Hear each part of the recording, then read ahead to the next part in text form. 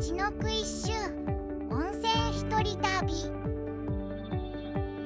大人の休日クラブパス3日目。ゆきひょうの旅。概要欄のチャプターリストもご活用ください。3日目プランダイジェスト。 R&B ホテル盛岡の朝食バイキングでエネルギーチャージ。盛岡駅に向かい、3日目は盛岡を出て新幹線はやぶさで北上へ。北上からは豊田駅で下車し、駅中にある温泉に入ります。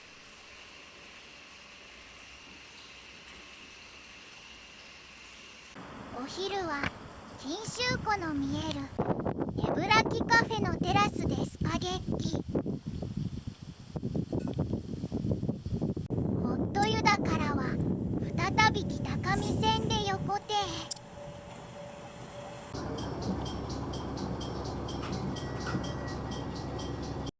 横手で奥羽本線に乗り換えて新庄駅へ。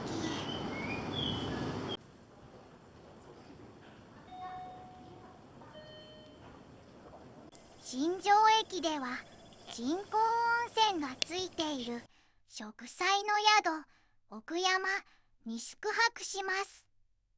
手作りの品数豊富な夕ご飯を食べてお風呂に入って就寝です。大人の休日クラブパスを利用して温泉にも入る東北一周の旅。このプランは R55 大人の平日クラブさん提供のものです。概要欄にこのプランが掲載されている R55 さんの動画を記載します。大人の休日パスを活用したプランがこの他にも合計6個紹介されています。大人の休日クラブ活用の動画がたくさんあるので、ぜひご覧になってみてください。R&B ホテル盛岡駅前で朝食。今回の旅行はすべて1泊2食付きです。昨夜はホテルのチケットで盛岡冷麺。朝はブッフェです。パンは焼きたてです。チェックアウトして徒歩2分の盛岡駅に向かいます。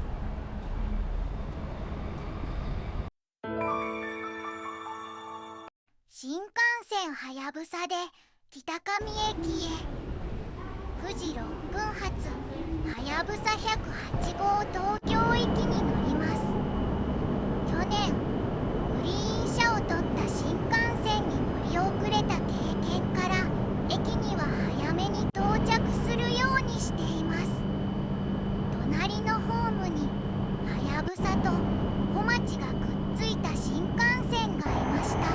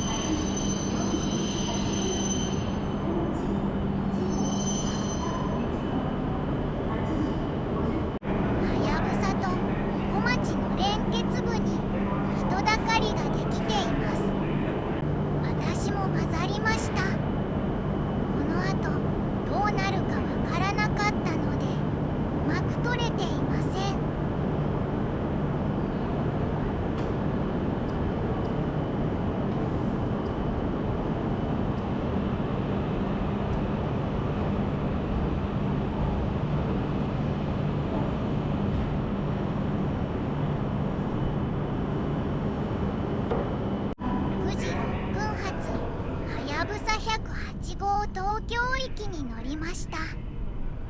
北上駅到着は9時25分なので19分の乗車です。どうやっても私の頭にフィットしないこの頭置き場。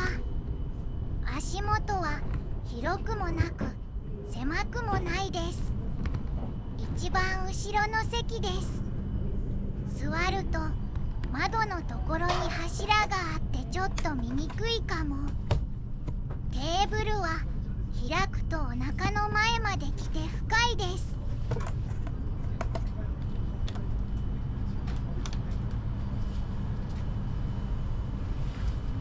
コンセントがあります。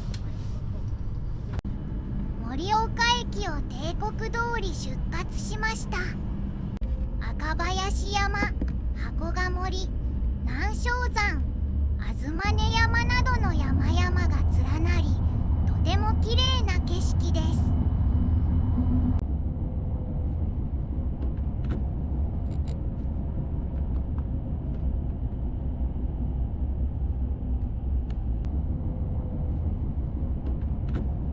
新花巻駅到着。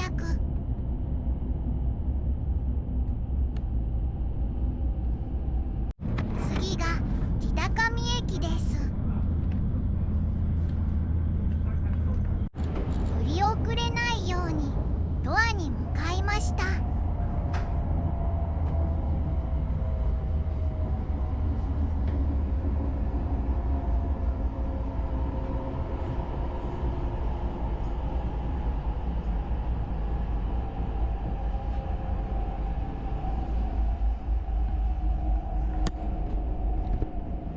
北上駅に到着です。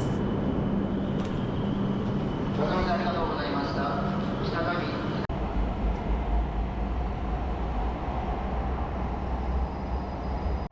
北上線に乗り換えて夫湯田駅に向かいます。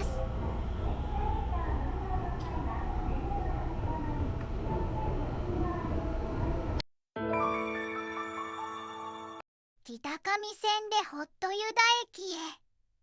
北上駅で新幹線から北上線への乗り換えです。30分ほど時間があるので構内の展示などを見る時間がありました。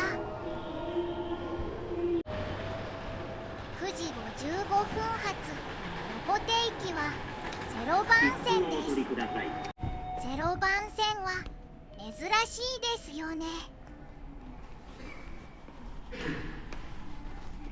2番線、3番線は東北本線。横手行きはいつも0番線。でも1番線から出ることもあるようです。正面に見える1番線の紫のラインの電車は東北本線盛岡行きです。0番線は同じホームの延長上にあります。案内の看板も置いてあります。ちょっと離れていますね。0番線の表示が見えてきました。電車の車両も見えてきました。こ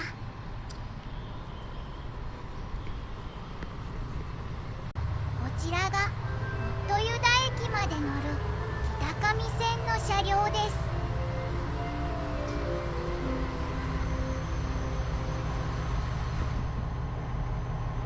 電車は1両編成でした。すでに人がそこそこ乗車しています。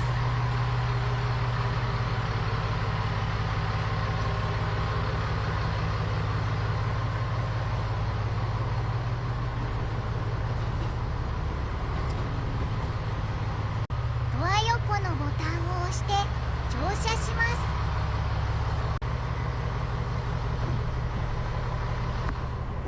乗車をしたらボタンを押してドアを閉めます。こちらが進行方向。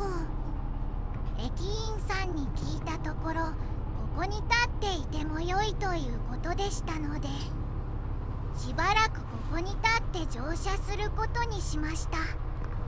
天気もよく景色が素晴らしいです。しかしホットユダ駅到着前に突然 GoPro が壊れるのでした。 GoPro も置けて抜群のコンディションでした。元気な頃の GoPro の最後の姿です。ちょっと長いですが GoPro が壊れるまでの柳原駅を出てからしばらく走るまでの映像です。撮影開始から6分後、画面が異次元になって真っ黒になりました。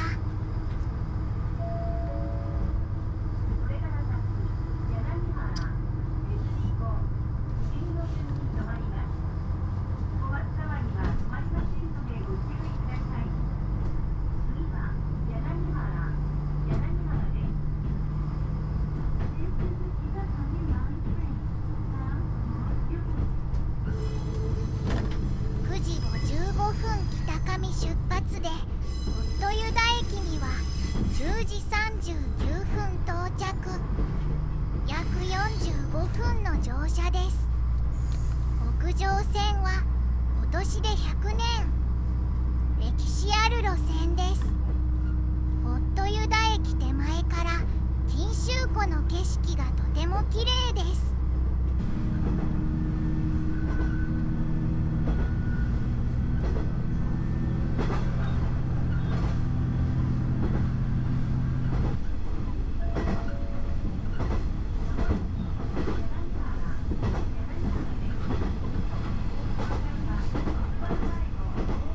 青い森鉄道と同じく踏切が青いです。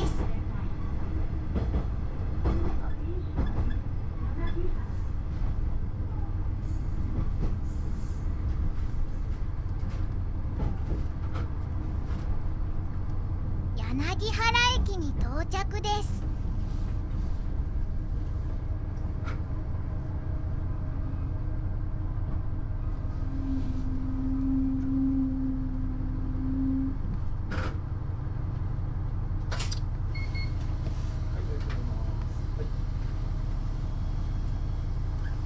横手行きのワンナンバーです。1両目の普通のドアボタンを押してお乗りください。乗車券をお持ちにならないお客様は乗車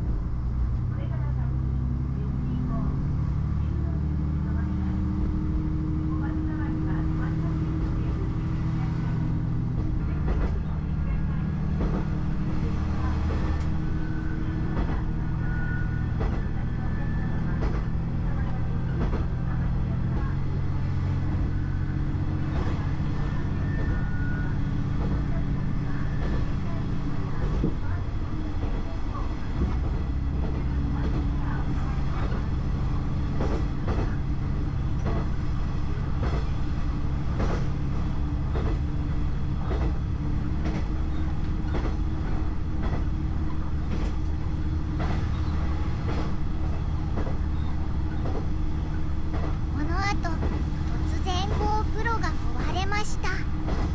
画面が歪み停止しました。こ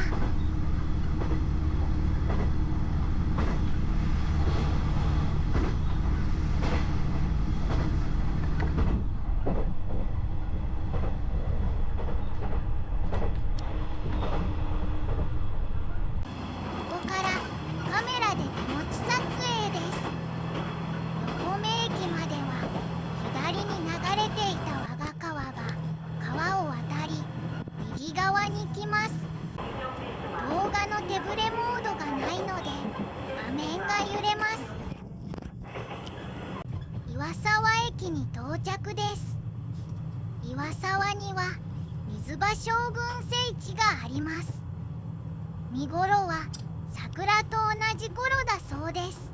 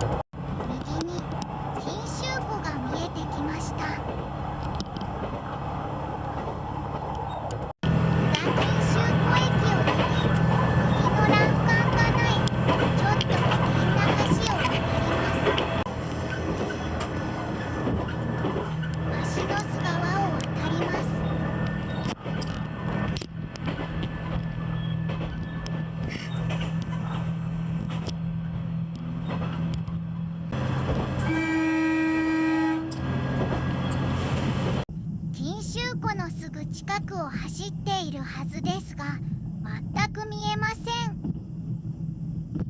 Google マップで現在位置を確認しながら錦州湖を渡る橋を撮影。道路からはこんな写真が撮れるみたいです。 JR 北上線の動画もポータルサイトにありました。冬にも行ってみたくなる素敵な動画です。概要欄にリンクを貼っておきますのでご覧ください。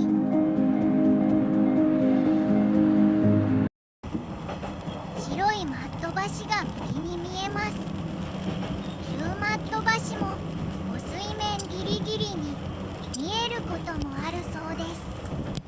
画面では確認できませんが左には錦州湖が見えます。若川を渡るともうすぐホットユダ駅です。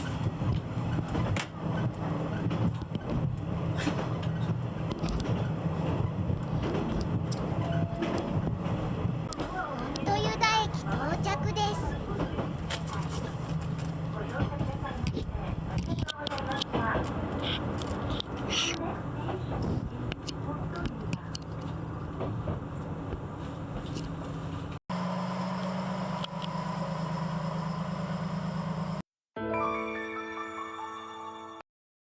ホットユダ。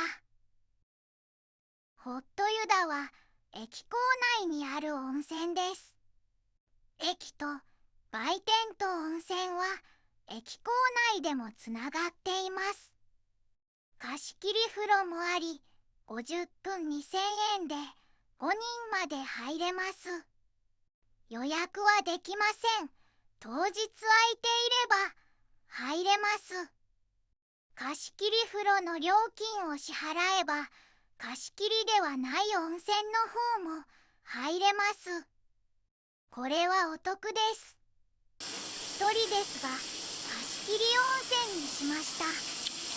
窓の向こうは多分線路です。濁りのあるナトリウム硫酸塩泉です。源泉かけ流しで湯温はちょっと熱めです。お湯は止めてはいけないそうで熱い場合は水で薄めるか湯がき棒で混ぜて温度を冷まします。私は熱い湯が好きなのでちょうどよかったです。肩までお湯に浸かって足も伸ばせるサイズでした。すごい勢いのかけ流し。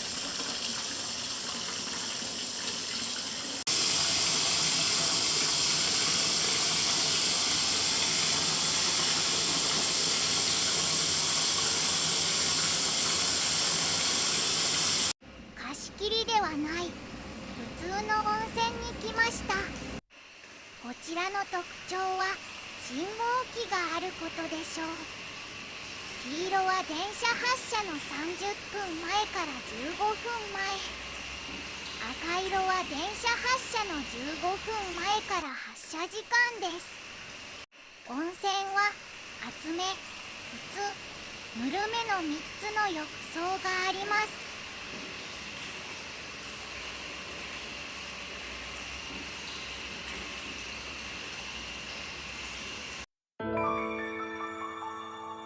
ネブラキカフェとホットユダ駅周辺。お昼は駅前でお蕎麦を食べる予定でしたが時間にゆとりがあったので近くのネブラキカフェに行ってみることにしました。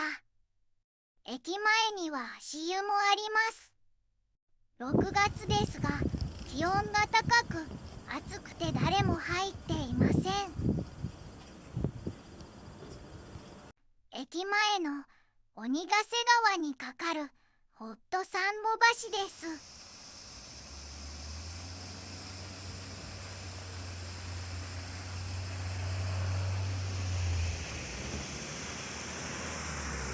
奥に見える緑色の橋は秋田自動車道の鬼ヶ瀬川橋です。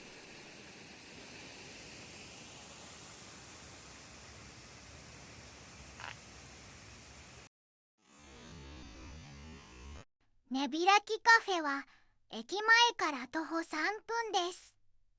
私はねびらきという言葉を知りませんでした。電車でご一緒になった方がこのカフェの知り合いということでした。それで私はねびらきとは何ですかと無知なことを聞いてしまいました。ねびらきとは漢字でねびらきと書くそうです。深い積雪でも木の周りは雪が溶けたように輪になって穴のようになっている様子のことだそうです。俳句では春の季語だそうで、雪解けの春といったイメージのお店なのだと思いました。ねびらきカフェに到着です。店内でも飲食できますが、外のテラスがおすすめです。お茶だけと思いましたが、ランチセットを頼んでしまいました。先に注文と会計を済ませます。テラス席の場合は、お店の外に出て、脇道を通ってお店の裏に向かいます。こちらのテーブルに座ることにしました。ブラブラする醜い動画ですみません。錦秋湖に面した席がたくさんあります。またブランコも2つありますよ。こちらの席は柵がなくて向こう側は崖なので、小さいお子様はご注意です。ブランコは居合わせた人たちで代わる代わるちょっと乗りました。ブラウンスイス牛のボロネーゼのサラダセットです。ドリンクは別注文で、錦秋湖の風ライムトニックです。錦秋湖からの涼しい風を受けながら美味しくいただけますよ。ボロネーゼはブランコの写真を撮ったりしているうちに冷めてしまいました。暑い日だったので、ライムトニックは爽やかで美味しく、量もたっぷりでした。サラダは地産の野菜でしょうか。シャキッとして美味しかったです。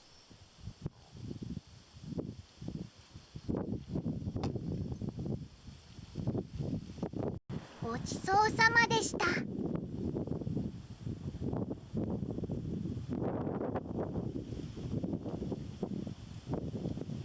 ホットサンゴ橋から再び鬼ヶ瀬川橋を見ています。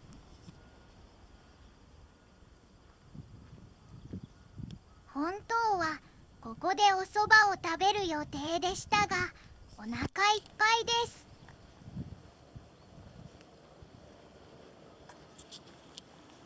暑いから足湯には誰もいません。周辺マップがあるので見てみると便利かも。食べようと思っていたのは西わらびのお蕎麦。季節限定のわらびなので食べてみたかったからまた来よう。いつの日か。そろそろホット湯田を出る時刻です。14時26分ホット湯田駅を出て14時55分に横手駅へ到着。30分ほどの旅です。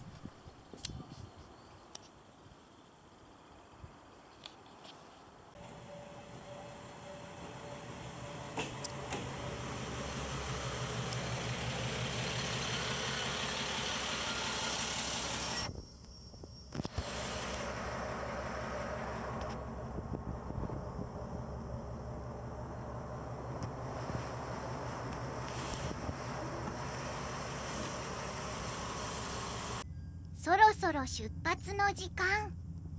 おじさん、急いで、電車が出ちゃうよ。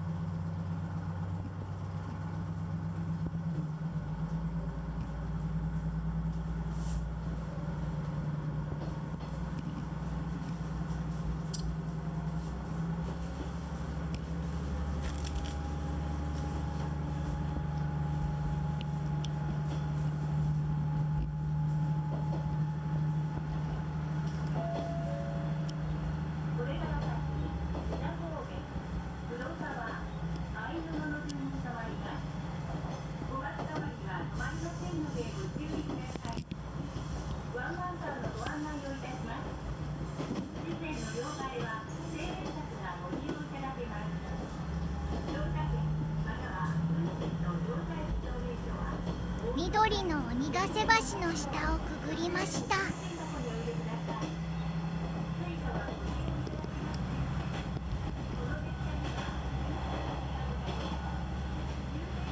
黒沢駅を出ると蛇行する黒沢川を縫うように電車は走ります。川幅は狭く谷底にあるのでよく見えません。小さな橋を途切れなく渡っていきます。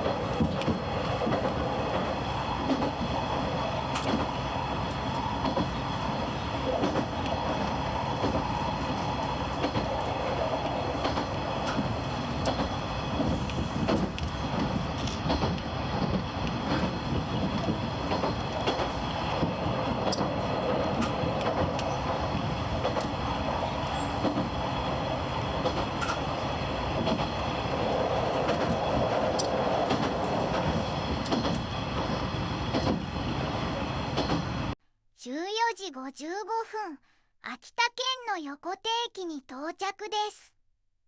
次は15時2分発車の奥羽本線に乗り換えて山形県の新庄駅に向かいます。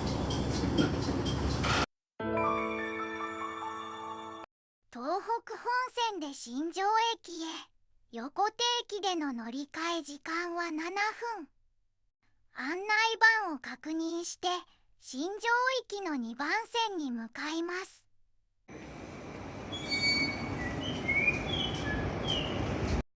黄色い線まで下がってお待ちください。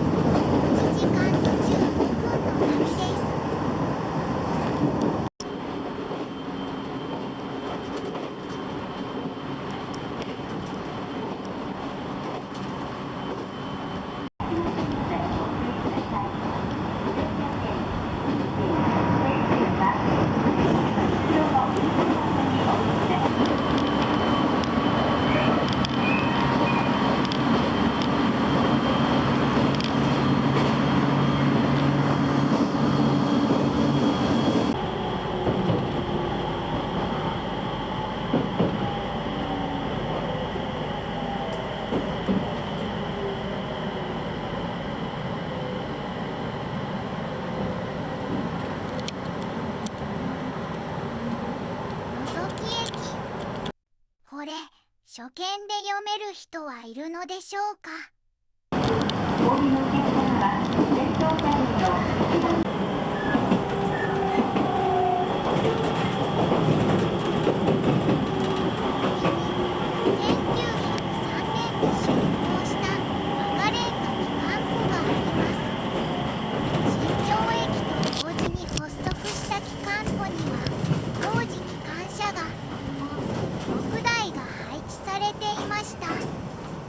山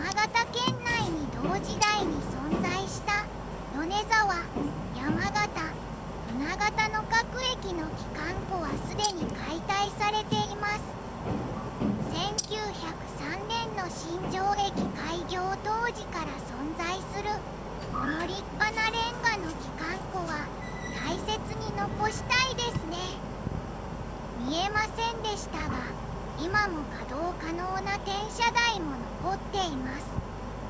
今回荷物を減らすために一眼レフカメラを持ってきていなかったので綺麗に撮れなかったのが残念です。ホームの端まで行ってスマホで撮影した機関庫です。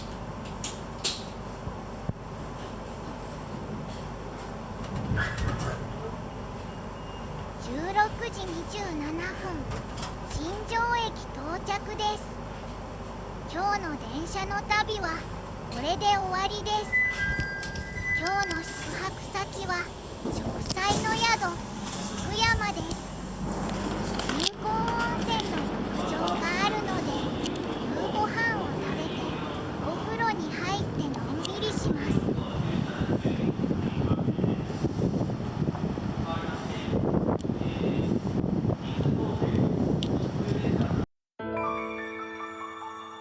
植栽の宿奥山、16時半に宿泊地に到着。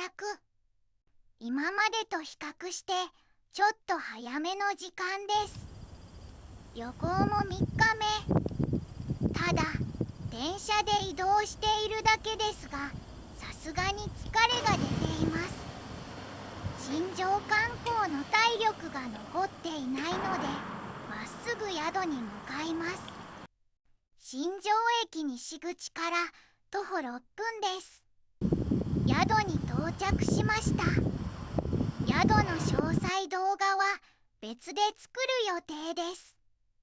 今回は簡単に紹介いたします。部屋は和室もありますが、一人なので洋室シングルです。夕食は手作りの美味しいご飯です。ウニやクジラを使った料理もありました。特に気に入ったのはこちらの汁物です。クジラ、ネギ、じゃがいもと名称を忘れましたが、ふきに似たものが入っています。味付けは塩程度ということでしたが、それぞれの素材の味が染み出てとても美味しい味でした。あとはお風呂に入って寝るだけです。サンロックという石の効果のある人工温泉です。この日の女性客は3人ということでしたが、お風呂の時間はかぶらず一人でのんびり入浴できました。普通に座ると肩が出る水深ですが、お風呂の縁に頭を乗せて半分寝るとちょうど良いです。このまま眠ってしまいそうでした。この宿には漫画がたくさんあったので読もうと思っていたのですが、この日は早い時間に爆睡しました。最後は庄内駅屋内の映像でお別れです。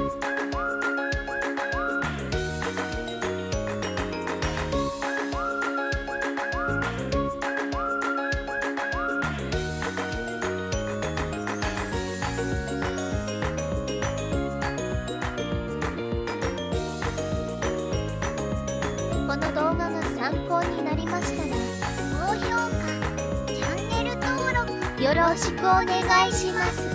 他の動画もよろしく。チャンネル登録も。最後までご視聴ありがとうございました。また見に来てください。またね。